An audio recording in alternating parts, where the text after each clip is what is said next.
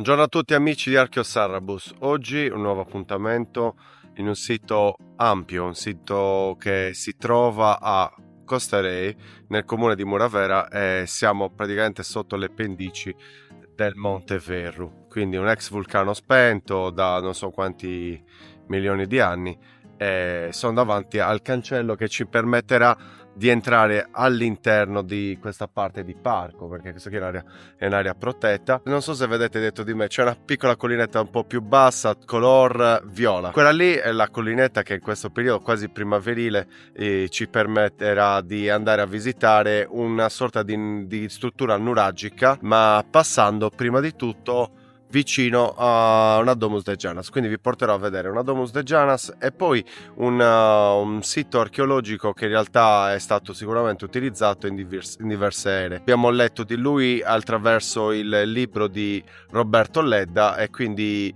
vi darò più o meno la descrizione di quello che si trova. Come potete vedere davanti a me si scorgono quelli che sembrano dei muri fatti con questi grandi massi. Probabilmente qua sotto, o anche Ledda descriveva un villaggio, devo capire di che epoca. Dopo circa 100 metri nel sentiero subito mi ritrovo davanti a qualcosa che potrebbe essere interessante.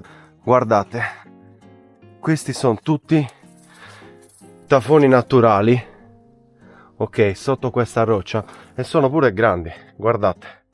Come se fossero delle grotticelle. Guardate qua davanti a me, non è piccolo,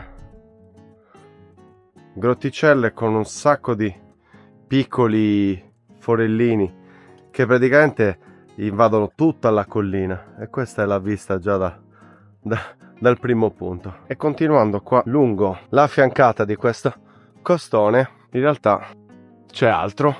Guardate quanti fori. Qua sotto lo stesso, guardate, un'altra sorta di grotta molto lunga, non altissima, che sta sotto questo grande costone roccioso. Pronti per la vista di quello che c'è qui su? Ecco lì, Porto Pirastu con il suo nuraghe e la sua spiaggia. Il Monte Verru,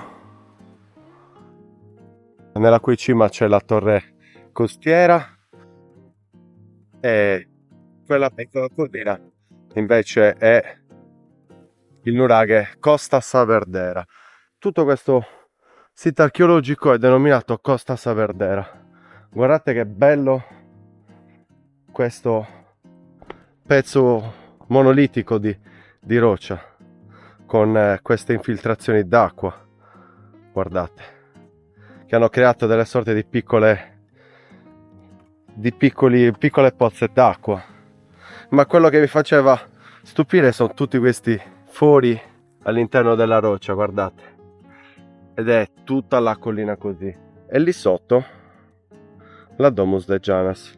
Superata questa bassa recinzione, scendo per pochissimi metri su questa scogliera, ok, scendo giù e vedete, molto particolare, è tutta forata e poi c'è il foro Magnum. Siete pronti? Pochi passi e vi farò vedere la Domus de Janas, quindi giro la telecamera. E quello che sembrava un tafone è stato poi trasformato in una vera propria sepoltura del Neolitico, con finestrella che si è creata qua nei millenni, che ha spaccato, l'erosione ha spaccato comunque questa fine roccia, e vedete, questa è la prima antecella, la cella d'ingresso, con un'ampia seconda cella. Potete vedere qua come è stata scolpita, scavata, con un ingresso che vedete qui davanti a me, e si è creata praticamente una finestrella, vedete, qua, che permette l'ingresso della luce. Qui in fondo invece c'è la cella dove veniva posto il cadavere della persona, dove veniva seppellito insieme all'arredo. Quindi questo sito lo conosciamo da tanti anni, ma non ho mai fatto il documentario, e finalmente eccolo qua, vedete l'ingresso. non è piccola, non è piccola, ha diversi metri di profondità questa qui, e credo che sia una delle 2 o 3 tombe più grandi del Neolitico qua in zona. La vista di questa Domus de Janas era rivolta precisamente verso sud-est, verso l'isola di Serpentara.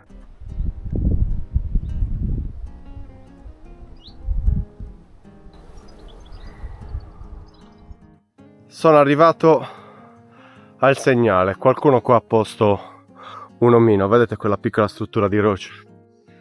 Si vede un bel roccione, una bella parete, e lì dietro c'è quello che è definito come nuraghe. Ok, sono arrivato con un po' di difficoltà perché la strada non è definita, adesso la vegetazione l'ha chiusa completamente, qua non passano tante persone. Al di sotto del nuraghe abbiamo una costruzione quadrata, probabilmente di un periodo più tardo rispetto a quello nuragico, o almeno così le strutture vengono descritte anche nel libro di Ledda. Vedete, è un muro abbastanza spesso, cinquantina di centimetri, 60, che chiude in una piccola costruzione. E in realtà poi vedrete dall'alto se ne nascondono diverse, c'è anche una qua dietro, ma quello che siamo venuti a vedere oggi è quello che è stato definito come nuraghe o proto-nuraghe. Vedete, la vegetazione lo ricopre in toto, dandogli un bellissimo colore viola, quello che era la collina viola che vedevamo dal basso. Vedete questi filoni di grandi pietre, e qua nascosta dai fiori abbiamo l'altra parte del muro. Qua rischio di fare un passo falso e di scivolare perché non si vede cosa c'è qua in mezzo. Io volevo salire sopra per farvi vedere una cosa molto interessante. Allora, questo parrebbe come il centro qua nella probabile struttura, è un'area chiusa, ma dov'è quello che stavo cercando? Questo, guardate, questo è come se fosse un architrave, questo molto grande qua giù, una pietra che fa da architrave, quindi che chiude la parte superiore, ma ho paura di passare qua in mezzo, che la vegetazione è altissima. Qua c'è proprio una parte di camera dove sono sceso, vado piano piano, ed eccole qua quelle cose che vi volevo far vedere. Queste sono delle rocce molto grandi, di resti di fusione primaria dei metalli. Guardate qua, sembra quasi vetrificato, è una pietra particolare e sono molto grandi. Guardate quanto è grande questa, ma guardate quanto è grande quella che vi farò vedere ora, che si nota ancora di più, e sta sopra la cima di quello che doveva essere il nuraghe. Guardate quanto è grande, quanto sono belli i giochi fatti dal metallo fuso qua su questa pietra.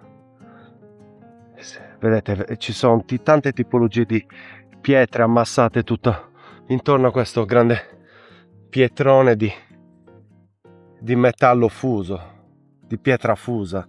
Guardate quante sono belli queste impurità di questa roccia, ma la dimensione è importante, guardate qua vicino a me com'è. Questa è la particolarità di questo sito, che non si capisce bene come è fatto. Cioè, è sicuramente una struttura tondeggiante che gira tutto intorno. Pezzi di fusione si vedono anche a distanza nel muro perimetrale di questa struttura, ma soprattutto guardate qua quanto sono grandi questi, vetrificati qua. Questo risplende al sole, guardate.